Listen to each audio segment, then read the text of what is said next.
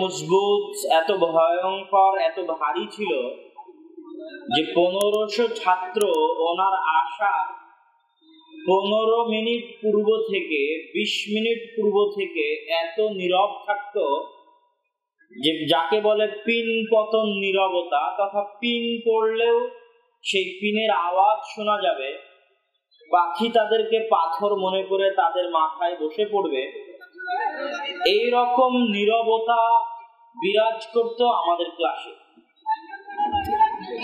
তো যেহেতু এটা পবিত্র কোরআন এবং হাদিসের দার্স, শুধু তাই নয়, উস্তাদজি যখন দেখতেন যে কোনো ছাত্র কথা বলছে, কোনো ছাত্র মোবাইল চালাচ্ছে, তখন তিনি ক্লাস থেকে বের হয়ে চলে যেতেন, ক্লাসে অবস্থান করতেন না এবং বক্তব্য দিতেন না।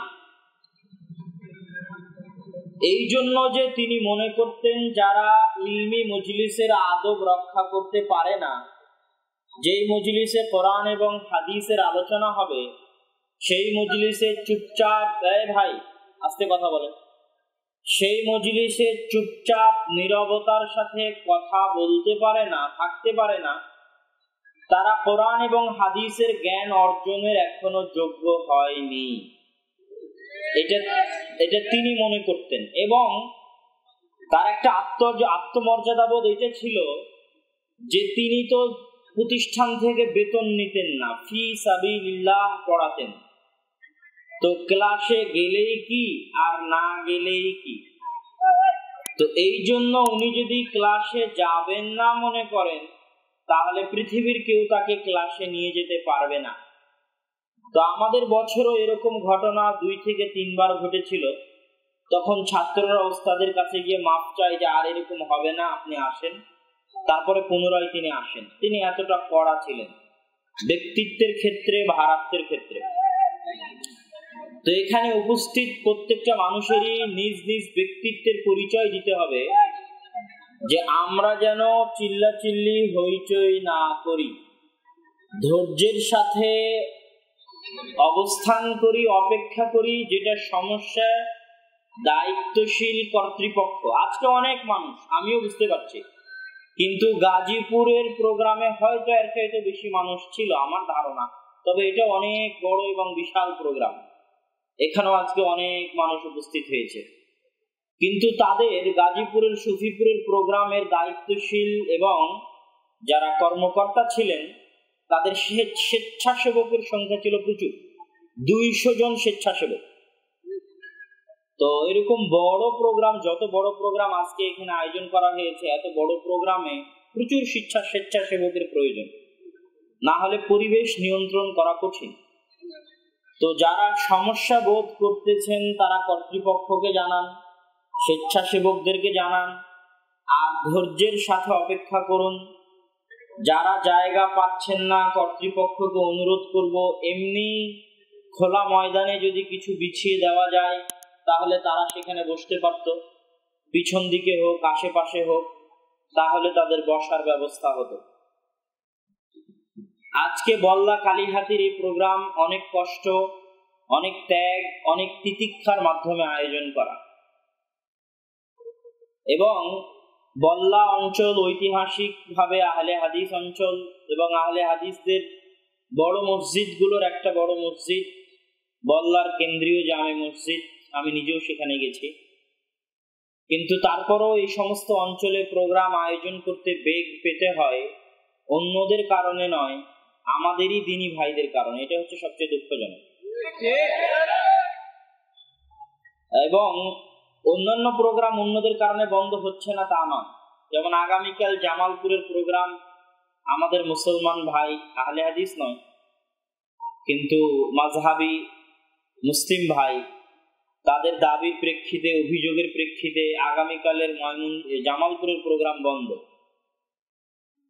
ঠিক তেমনি আরো একটা প্রোগ্রাম নিয়ে সমস্যা হচ্ছে, সেটা আমি এখানে বলতেছি না, কেননা বললে সমস্যা হয়তো আরো বাড়তে পারে। তো ওই প্রোগ্রামের দিন ইনশাআল্লাহ আলোচনা করার চেষ্টা করব যে প্রোগ্রামটি নিয়ে সমস্যা হচ্ছে। তো সারা পৃথিবীতে সবকিছুই চলতেছে করোনার অভিযোগ এবং করোনার দোহাই দিয়ে শুধু ইসলামী বিধিবিধানগুলো বাস্তবায়ন করার ক্ষেত্রে বাধাগ্রস্ত করা হচ্ছে। করোনার মধ্যে শুধু দুইটা জিনিসই চলতেছে না, একটা শিক্ষা প্রতিষ্ঠান আর একটা ইসলামিক প্রোগ্রাম জালসা। বাকি সবকিছুই চলতেছে যেটা সারা দেশের মানুষ পর্যবেক্ষণ এবং অবলোকন করতেছে, এবং সারা পৃথিবীর অবস্থাও কাছাকাছি একই। তো আমরাও আল্লাহর নিকটে দোয়া করি, আল্লাহ সুবহানাহু ওয়া তাআলা করোনা মহামারী সত্যিকারই যদি থেকে থাকে তাহলে আল্লাহ সুবহানাহু ওয়া তাআলা যেন আমাদের এই বিপদ থেকে উদ্ধার করেন, আমিন।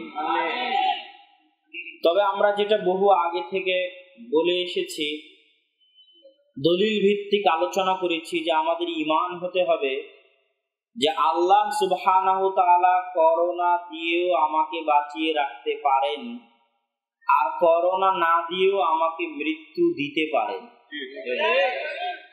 এই ঈমান মুসলমানের ঈমান যে আল মুহয়ি ওয়াল মুমীত, জীবন দানকারী এবং মৃত্যু দানকারী সত্তা একমাত্র মহান আল্লাহ সুবহানাহু ওয়া তাআলা। তিনি যদি চান তাহলে এক্ষুনি আমাকে মৃত্যু দিতে পারেন, কোনো কারণ ছাড়াই। করোনা ভাইরাস তো বহু দূরের কথা। আর তিনি যদি চান আমাকে বাঁচিয়ে রাখবেন, ওইরকম শত করোনা ভাইরাস হলেও আল্লাহ সুবহানাহু ওয়া তাআলা যদি চান বাঁচিয়ে রাখবেন, আমার তাকদীরে যদি বেঁচে থাকা থাকে তাহলে আমি বেঁচে যাব।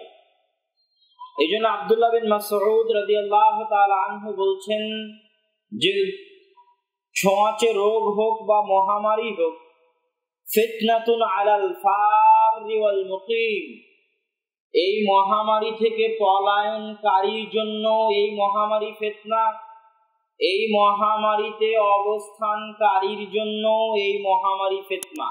কেন? যে মহামারী থেকে পালিয়ে গেল সে যদি বেঁচে যায় পালিয়ে গিয়ে, আর যদি মনে করে পালানোর কারণে বেঁচে গেছি, তাহলে সে ঈমান হারিয়ে ফেলল। বরং সত্য কথা হচ্ছে তার মৃত্যু আসেনি, তার তাকদীরে মৃত্যু লেখা নাই, তাই সে মৃত্যু বরণ করেনি। আর মহামারীতে অবস্থানকারীর জন্য মহামারী ফিতনা কেন? যে মহামারীতে অবস্থান করলো, সে অবস্থান করার পরে যদি মনে করে আমি অসুস্থ হয়ে আক্রান্ত হয়ে মারা গেলাম এই জন্য যে আমি মহামারীতে আক্রান্ত এলাকায় অবস্থান করেছিলাম, বা অমুক মহামারী আক্রান্ত ব্যক্তির সাথে খাবার খেয়েছিলাম, অমুকের সাথে মুসাফাহা করেছিলাম, এই জন্য আক্রান্ত হয়ে এই জন্য মারা গেলাম, তাহলে সে ঈমান হারিয়ে ফেলল। বরং সত্য কথা হচ্ছে যার তাকদীরে লিখিত মৃত্যু চলে এসেছে সে মারা গেছে, তার তাকদীরে লিখিত মৃত্যু চলে এসেছে তাই সে মারা গেছে। এই ঈমান করোনার শুরুতে তো মানুষ প্রচন্ডভাবে হারিয়ে ফেলেছিল। পরিবেশ পরিস্থিতি ঠিক আস্তে আস্তে হতে হতে মানুষের মাঝে এটা ফিরে এসেছে। এটা ধরে রাখতে হবে যে ছোঁয়াচে রোগ বিশ্বাস করলে ইসলামের অনেক বিধান প্রশ্নের সম্মুখীন হয়ে যাবে। তবে হ্যাঁ, একদল আলেম ওলামা, বড় মাপের আলেম ওলামা আছেন যারা ছোঁয়াচে রোগের কথা বলেছেন, তবে আল্লাহর ইচ্ছায় সংক্রমিত হয়। আবার একদল বড় বড় আলেম ওলামা আছেন যারা ছোঁয়াচে রোগকে অস্বীকারও করেছেন। দুই দিকেই বড় মাপের আলেম ওলামা আছে। তো সম্পূর্ণরূপে একটাকে ঠিক আর একটাকে বাতিল এটা বলার সুযোগ নাই, কিন্তু বেশি ঠিক বেশি সঠিক বলার সুযোগ বা অবকাশ অবশ্যই থেকে যায়। ইবনে হাজার আসকালানি, ইমাম খাত্তাবি, ইবনে আব্দুল বার, ইমাম আবু হাতেম, ইমাম তবারি, এনাদের মতো বড় বড় আলেম যারা সারা পৃথিবীব্যাপী স্বীকৃত সালাফ, তারা সকলেই ছোঁয়াচে রোগকে অস্বীকার করেছেন এবং এটাকেই প্রাধান্য দিয়েছেন।